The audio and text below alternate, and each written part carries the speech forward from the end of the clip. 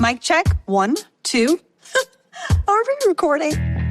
Hi, I'm Michelle Bernstein, an award-winning chef, restaurateur, and mom. I have a lot on my plate, including my psoriatic arthritis symptoms. That's why I was prescribed Cosentyx. It helps me move better. Cosentyx secukinumab is prescribed for people 2 years of age and older with active psoriatic arthritis. Don't use if you're allergic to Cosentyx. Before starting, get checked for tuberculosis. An increased risk of infections and lowered ability to fight them may occur, like tuberculosis or other serious bacterial, fungal, or viral infections. Some were fatal. Tell your doctor if you have an infection or symptoms like fevers, sweats, chills, muscle aches, or cough, had a vaccine or plan to, or if inflammatory bowel disease symptoms develop or worsen. Serious allergic reactions and severe eczema-like skin reactions may occur. Learn more at 1-844-COSENTYX or Cosentyx.com. Ask your rheumatologist about Cosentyx. Richard Nixon. Well, I'm not a crook. Ronald Reagan. Tear down this wall. George W. Bush. I can hear you. The rest of the world hears you. And Donald Trump. And a friend of mine for a long time, he only likes politics. If you ask him about how are the Yankees doing, he has no interest. If you ask him almost anything, he likes politics, and he's a professional at the highest level.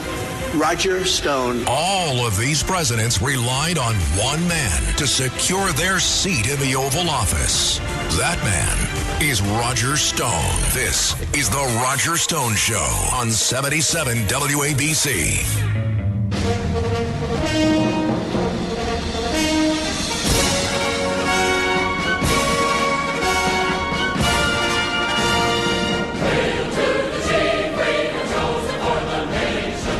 Ladies and gentlemen, I will now introduce our honored guest, the 37th President of the United States, Richard Milhous Nixon. I should say the ghost of Richard Nixon joins us today on The Roger Stone Show. Mr. President, welcome to the show. My fellow Americans, I have a motto, and that motto was simply this. Always be kind, be helpful. Never say anything bad about a man until you've walked a mile in his shoes. By then, you'll be a mile away. You'll have his shoes. So then I guess you can say any damn thing you want. Thank you, Mr. President. Thank you for joining us today. If you knew now what you knew then, would you have resigned? I would never have resigned. Watergate was just ridiculous. If Watergate happened today, it would be over in about a day. Folks, we got to let you in on the joke here. Of course, our guest is the world-famous international entertainer and impressionist Rich Little, a man who I have followed for many years. And I told earlier, Rich, your impression of President Nixon, with whom I spent a lot of time, well, you had David Fry beat every day of the week. I thank you for joining us. Well, I'm still alive. Makes and two I'm still performing. Still performing after all these years. I was 5 years at the Tropicana Hotel in Las Vegas, and they just blew it up 2 days ago. I'm glad I wasn't performing at the time. Thank goodness for that. The great thing, of course, about your career is that you have great versatility. You can do impressions of President John F. Kennedy, Lyndon Johnson, Richard Nixon, Gerald Ford, Jimmy Carter, who was 100 years old, God bless him, Ronald Reagan. Reagan once said that you did Reagan better than Reagan did Reagan. That's right. Give us a little Reagan. He said to me, Rich, I think you do me better than I do.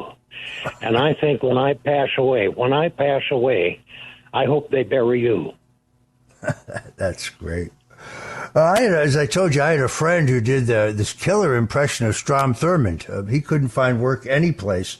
And then we talked about Vaughn Meader. Vaughn Meader was a gifted impressionist who did John F. Kennedy. Had a couple of really, really big record albums, making fun in a good-natured way with the Kennedy family.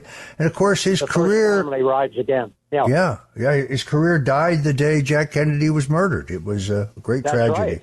Great tragedy. That's right. Yeah, his career was over the day he was killed. I mean, that was the end of him. I worked with him on one album, and I didn't get to know him very well, but it was interesting. He was so good at doing Kennedy that if I did my impression of Kennedy, it got a fair reaction. But if I did my impression of Von Meter doing Kennedy, that got a bigger reaction. It's interesting. One of the keys to this, of course, is you do a killer impression of President Nixon, and some people do it kind of over the top. Others kind of do it, in a conversational tone. But I really think you've got it down. When you perform, and you're still actively performing, which is great. We're still both around. What's the most common request? What do people want? Who do people want to hear you do? Well, if you're an older person, and know the people I'm imitating, young people have no idea who I'm doing. But if you're an older person like I am, you probably like my impression of Johnny Carson or Ronald Reagan or Nixon or Jimmy Stewart. Those are probably the most popular of all the voices I've done. But you do Barack Obama. You do both. No, I don't do Barack Obama. Oh, I don't do Barack Obama, but that's interesting. Barack Obama doesn't even do himself. Good point. Both Bushes, I'm told. What? Both of the Bushes, George W. and George H.W. Yes. Bush. And, of course, yes. Joe Biden. Do you do Joe Biden? I do Joe Biden, and it gets a pretty big reaction. And I go off stage eating an ice cream cone and then drag a deck chair across the stage, eating my ice cream cone. Oh, I love it. Can I coax you to give us a little bit of Joe Biden? Okay, Joe Biden. Let me think. Yeah. My name is oh God. Happy birthday to me. Happy birthday to me. Happy birthday, to Joe Biden. Joe Biden. Very. And I'm the head honcho, the jumbo jelly bean, the big cheese. And I'd like to tell you about my accomplishments as president. Have you got a minute? They're very good. I've done the work of 8 people in my career. 8 people: grumpy, dopey, sleepy, bashful, and happy. And my son Hunter was Snow White.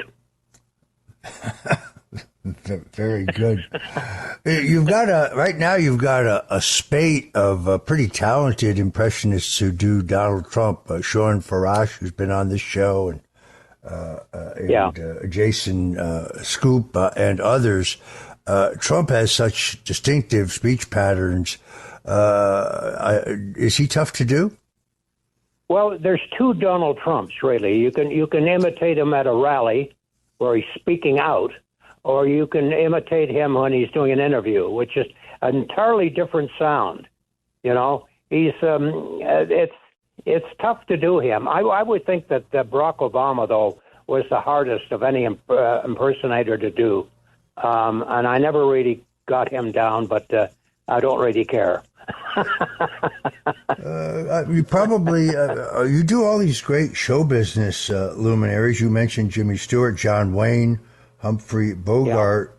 You're right. It is. Look, kids who go to school today don't even know who Abraham Lincoln was. We don't teach history. We don't teach history in school anymore. We don't teach anything other than that which is politically correct. But, I've heard you do Jack Nicholson. It's amazing. Well, Jack Nicholson was a great voice to do. Here's Johnny. Now, but it's interesting. Young people, in my audience have no idea who I'm doing. They have to rely on the humor because young people today have no idea who Jimmy Stewart is or John Wayne or Humphrey Bogart. They have no idea, and it's kind of sad in a way because those were the great stars, of the past. And a lot of young people are just not interested, It's too bad. So my act really appeals to older people who remember that generation, You've had an amazing career. I could go through your entire bio here, but we only have a half-hour segment. You're very active in Gary Sinise's foundation, other causes to support our working men and women in the military, which is really, I think, admirable. Now, do you live in Las Vegas at this point? I live in Las Vegas. It's a wonderful little city, too, if they ever get it finished. But I'm originally Canadian, I come from Canada. And I thought if the Liberals get back into power, I may have to move back to Canada. And then somebody said to me, well, wait a minute, you don't want to go back to Canada. They've got Trudeau up there. And I said, oh, that's kind of depressing. So I don't know where I'll go. Maybe I'll go to an island somewhere. But I think if the Liberals get back in, I think I'm going to split because this country will go down the drain, I agree. I'm a big supporter of Donald Trump. Huge supporter of Donald Trump. Look, I think I think he's sharp. I think he's caring.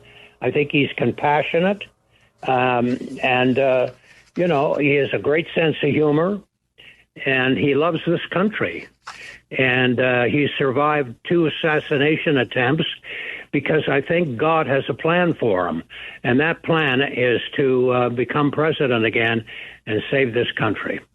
I agree with that analysis. Interestingly enough, a substantial number of Christian prophets that I've become friends with insist that he would serve 2 terms, but they point out that they never said 2 consecutive terms. We're looking at a very, very close election. Surprisingly I don't really close. believe that. Do you really believe that? I don't believe it's close. I can't believe that many people would vote for Kamala Harris.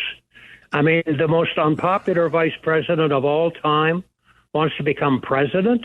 I mean, is this realistic at all?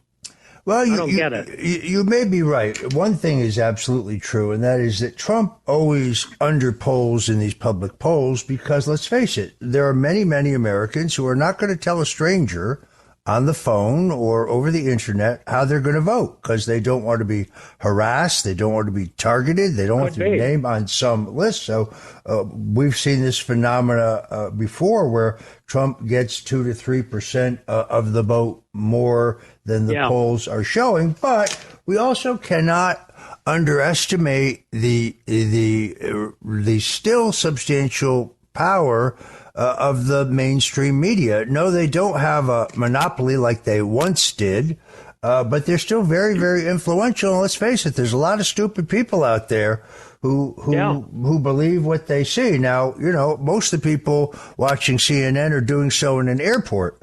I don't get my news from CNN because I don't eat out of the toilet. But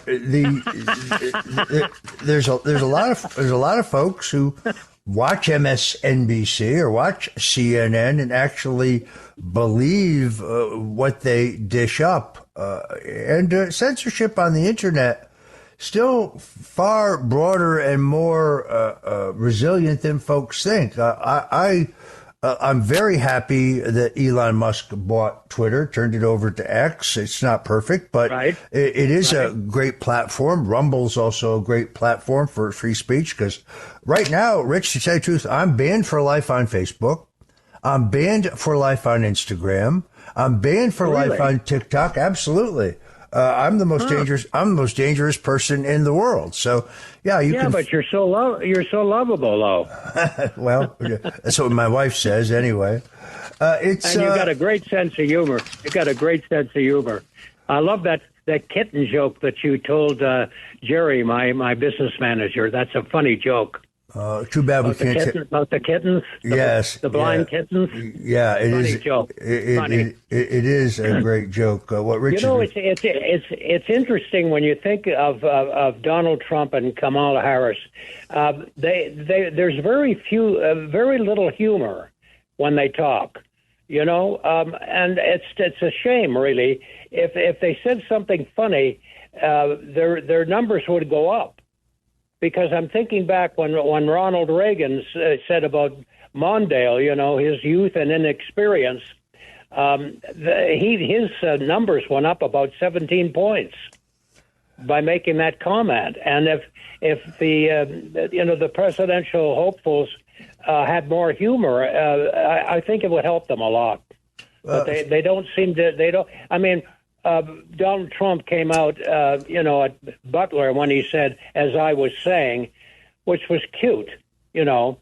But I think that Donald Trump, when he went back to Butler, should have walked out on the stage and said, friends, Romans, countrymen, lend me your ears.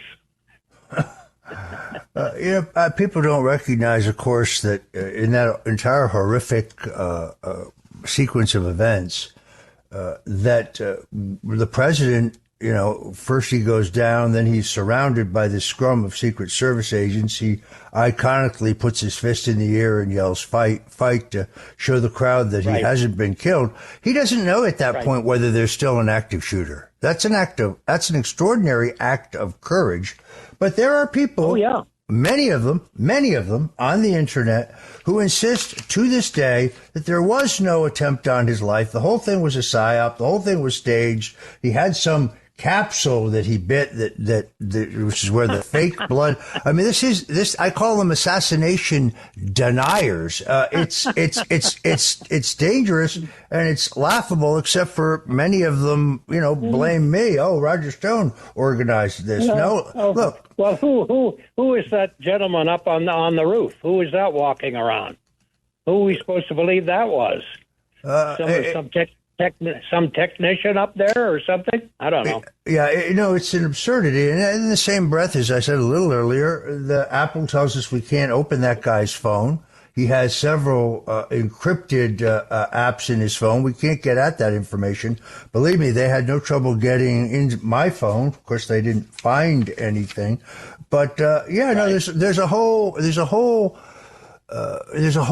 cottage industry of people who just believe this was orchestrated. And it's an insult to Corey Comparatori, the valiant firefighter who took one to the head, who dies shielding his wife and his... Oh, boy. What a hero, huh? Unbelievable. Look, people say, why did Trump go back there? He went back there, first of all, I think, to console the family. But secondarily, he went back because the media would like to pretend none of this happened. They just want to wipe it out of the public commentary and coverage. The FBI has already concluded. One guy, this guy Crooks, acting alone, must have been a nut. There's so much more to it. It's kind of like the Kennedy assassination. I don't know whether we'll ever get to the bottom of it.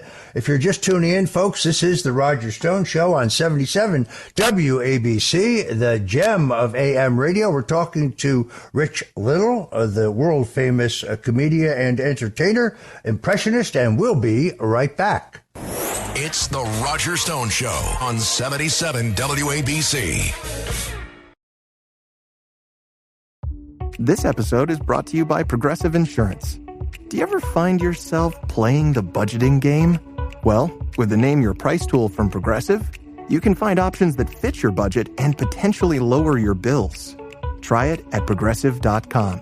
Progressive Casualty Insurance Company and Affiliates. Price and coverage match limited by state law. Not available in all states. This is the Roger Stone Show on 77 WABC. A man who's gone through hell, but he's kept going, and he's smart, and he's strong, and people love him. Not everybody, but people love him and respect him. Roger Stone. Now, here's Roger Stone. And we're back. We're visiting with master mimic Rich Little, man of over 200 voices, He continues to impress with a touring schedule throughout the United States and Canada. He famously had an 8-year residence at the Tropicana Hotel in Las Vegas, which they recently tore down. Rich, I'm glad you weren't in it when they tore it down.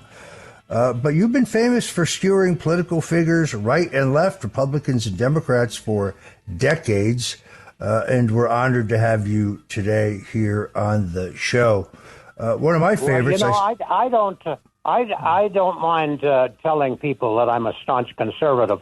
I wouldn't have done that a few years ago. It's better for a comedian to not tell you, what party he favors. But things are so bad in this country, and at my age, what are they going to do to me? Well, it's interesting. Earlier on the show, we had the actress Dre DiMatteo.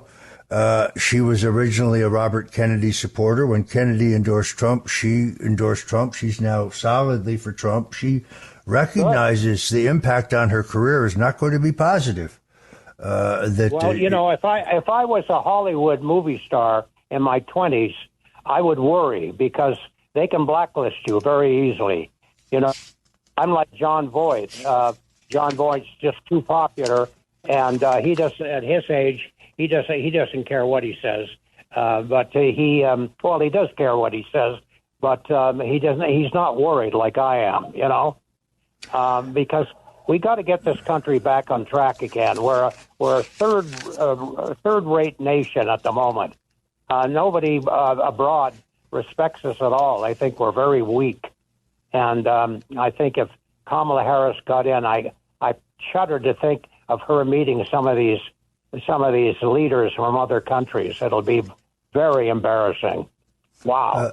It's interesting. There is a woman, Estee Palti, who's on X, who does the most uncanny impression of Kamala Harris, including the laugh that you have ever heard.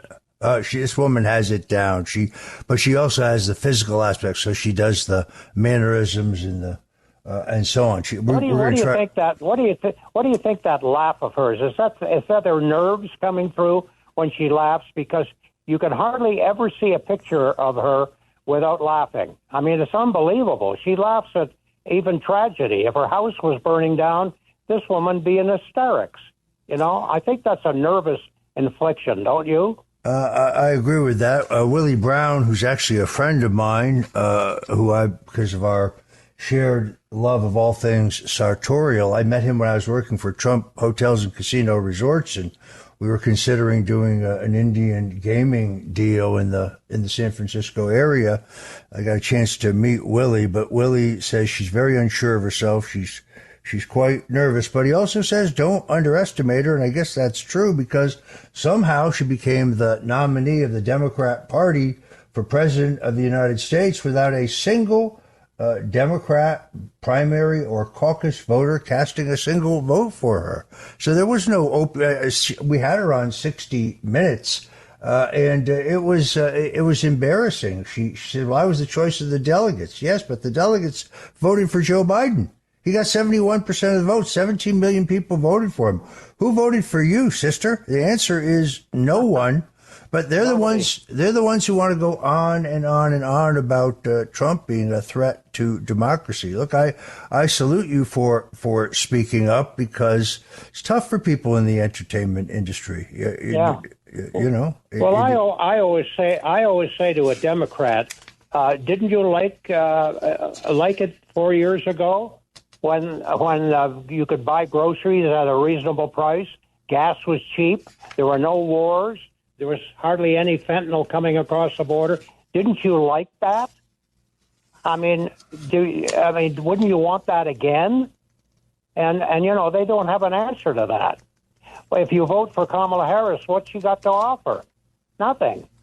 Well, by her own admission, she says she would do nothing different than Joe Biden. She would do nothing. Right. And I was thinking about Ron DeSantis the other day talking about Kamala Harris.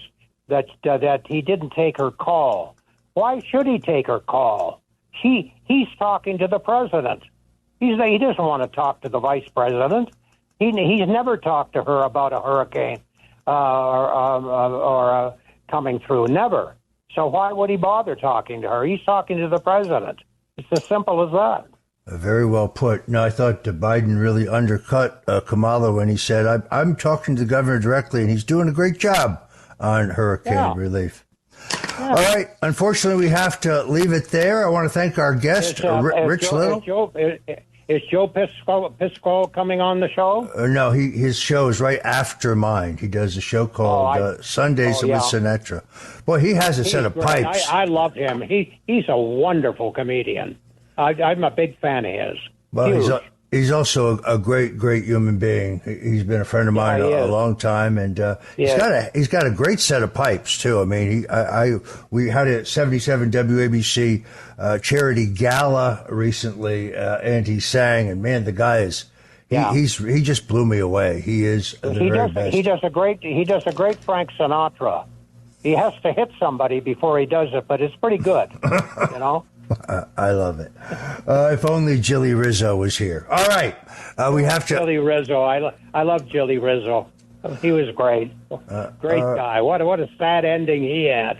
Wow. All right. We have to leave it there. Rich Little, man of 2,000 voices. Thank you so much. And vote for Donald Trump. There you have it, folks. Rich Little. He's graced us today. Glad to have him here on the Stone Zone. And as we said, folks, don't go away, because our mutual friend, Joe Piscopo, will be right along in just a few minutes here with Sundays with Sinatra.